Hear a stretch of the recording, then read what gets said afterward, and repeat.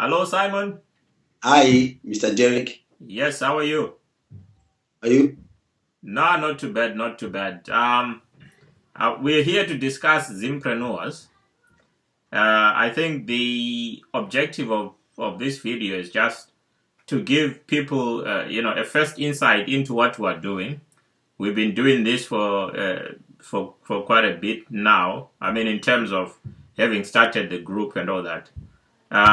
Can you, instead of me talking about this, because I want to ask you that question, Okay. what is Zimpreneurs? Zimpreneurs is a collection of like-minded Zimbabweans who are like in the diaspora and in Zimbabwe, put across together by probably you and me Mm. after we'd met on Twitter, and then we decided with these arguments about capital, we decided to put together so that we could share these ideas in a closed platform, which was a WhatsApp group. Yeah. But then after our WhatsApp group, we realized that there was so much we could do together, and then we ended up forming what we call the www.zimentrepreneurs.com. And this is the website which we think will take Zimbabwe forward and into Okay. the future. Okay. So, what sort of content do you have on the website? At the moment, we will probably just saying to people, we are introducing the concept of capital, which is based on the concept of I. So people are telling us their stories. They're just telling us what their experience is business-wise, what they've done, what they've made, the challenges they have overcome. Everyone is unique, but in that uniqueness, there's also that togetherness. Because the experiences you meet there, someone else might meet there. So Africa, Zimbabwe in particular, Zimbabweans have not found a voice. So we want to give them that voice to tell us their story. And then so far, Zim Entrepreneurs has done well. We've had articles telling about capital, business planning, people's experiences, people losing money. And those are stories which have been hidden. And I think Zim Entrepreneurs is doing that, is making sure we learn from each other. Brilliant. Just to remind viewers that Zimpreneurs is from Zimbabwean entrepreneurs. So it's a combination of the two words. Yeah. Zimpreneurs. So, who do you want to benefit from the website and the knowledge that is coming from there? I think the knowledge is going to be everyone in the world should benefit. Because I think our stories are unique, our challenges are unique. And I think that uniqueness is gonna benefit everyone. And we want Zimbabweans in particular, Africans in particular, to share ideas and to share these stories and benefit from each other. I think that's the major drive. That's the major component. And together we can build empires. Okay, so in terms of, because I want to link this, my next question was to link what we're doing at Zimpreneurs and the challenges that we face as a continent of Africa and as Zimbabweans in particular. Why do we Okay. think that is important? Okay, for people to know about entrepreneurship uh, and about capital in particular, because from the capital, if they know what capital is, then they can be entrepreneurs. Yeah, So I why think do we think I that is think I think important? it is important for people to understand what they're doing. I've got people who are business people who don't understand capital. They've been businesses people by they've started businesses by chance, and they've got lucky and things like that. We want to take away the element of luck in the concept. So now when you know what you're doing, then your chances of success they increase 30-40%. There's so much failure in business because people just wake up and think like I'm gonna do that, I'm gonna do that. But do you understand what you're doing? So we want to do in Africa. Africa is failing as a continent. And we believe the failing of the continent is because people don't have knowledge. They don't know what they're doing. So we are covering that gap. And once we know what we're doing, the destiny is up to us where we want to end. You're famous for saying that we cannot count. Can you qualify that statement? Yeah, because we basically what has happened with Africa, in particular in Zimbabwe, is we use other people's measurements. Somebody came and told us that goats and cows are not valuable. When we said they're not valuable, Hmm. that's it. We never countered the counter argument to say no, they're the most important part of our life. So they should have a lot of value. We should actually be giving them value. So we don't know how many goats and goats, cattle, round huts we have in Africa. Where is the intellectual property? How do we value these things? So somebody comes and says, I always give this example. Somebody in Europe lives 60 years and goes into a care home, is bedridden. Somebody lives in Africa until he's 90, is 95, still walking, going to the toilet on her own. But that person has never seen a doctor.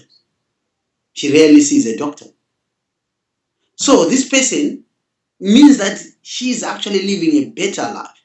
She's managed actually to live probably a longer life and a healthier life. But we don't know how to quantify that.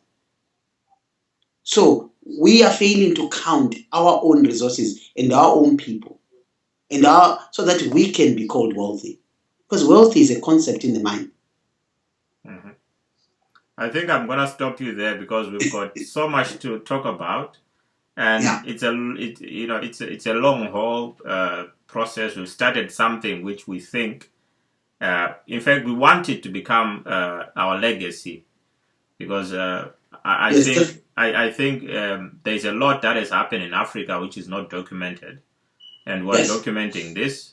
And by the way, on the website we've got articles for now. We also want to include podcasts. We also want to include YouTube videos. Like this video, we're doing it on Skype, but what we want to do with the video is to then put it on YouTube. We also want, one of us is going to write an article about what we just talked about. So they are going to repurpose, we call it repurposing this content. And then we've got, I'm going to put them at the end when I edit the video. I'm going to put all our contact details, all our social media contacts. So I just want to thank you now, Simon, for coming up and at least explaining what we're doing at Zimpreneurs, Zimbabwean entrepreneurs, and just to give people a short overview of what they can expect. We have started, but we're not stopping. No, we're not stopping. But there's so much to cover. What is money? Why are we using a US dollar in Zimbabwe? We want to tackle all these issues. So we want you to be part of the conversation. Yes. We want every Zimbabwean, every African to be part of this conversation. We want the argument. We want everyone to come together and argue so that we create our own future. We argue and we then write our own story. Yes. Africa is the next frontier. That's what they say. They say that to me every time. Yeah. They're the next frontier. And I say, why? Then they say, oh, there's so much to be done there. Yes. So I think we should be at the forefront. I think, like we always say, every problem that we have in Africa is an opportunity for someone to start a business. Yes. To start, we say every problem creates opportunities. Yes. Sometimes it's not even about business. It's about just that opportunity. Look at Jairus Giri. All he did was take crippled people and put them together, and he created the Jairus Giri Association. Yes. He's a legend. He created a legacy. But out of Jairus Giri, a lot of wealth was created. And one day you and me will talk about that. That's true. So every problem creates opportunities. That should be our motto. And that will drive us forward. Because that's what it is. Every problem is a challenge, but we are adequate enough to solve these challenges. Yes. And I always tell people as well that don't worry about our education system. There's nothing wrong with it. The only problem is that after we've been to school, we've got our qualifications, we do not then continue to study anymore. No, we don't read. But I say we don't count and read. We don't count, we don't read. Because most of the time we end up reading the Bible and a newspaper. Yes, the back pages of the newspaper for the football. Yeah, for the football. And so we need to change that. And by the way, we've got enough knowledge, but we're just not talking about it. And if we don't talk about it, what happens? No one knows about it. Yes. Our kids can't read now and say, wow, my dad, he tried it. Yeah. My father tried that. See, our children need to know these stories so that they know we tried. Okay. We did put the knowledge there. They have somewhere to start from. That's true. I don't know what my father knew. I don't know what my grandfather knew. That knowledge is gone with him. Yes. But probably he knew the cure for AIDS. So we can't record, we can't count. Mm. So we need to start to learn to count now. And the Zimpreneurs is saying to you, come here and learn to count. Tell us your story. You're unique the way you are. Your experiences are unique. But they don't become unique when you share them and people learn from them. That's true. So that the next generation doesn't make the same mistakes. And this is the drive. And they will get there. This is going to be a long haul. This is going to take a long, long time. It's going to be the next 10 years, 20 years. Yeah. But this is going to be very, very long. And some will fall on the wayside. But I think we will do it. We'll get there. Okay. But this generation, we should get there. Thank you, Simon. You're most welcome, sir. Okay. Well, viewers, we're going to meet you in the next video, which is in a few days. Thank you. Thank you. And good night. Thank you.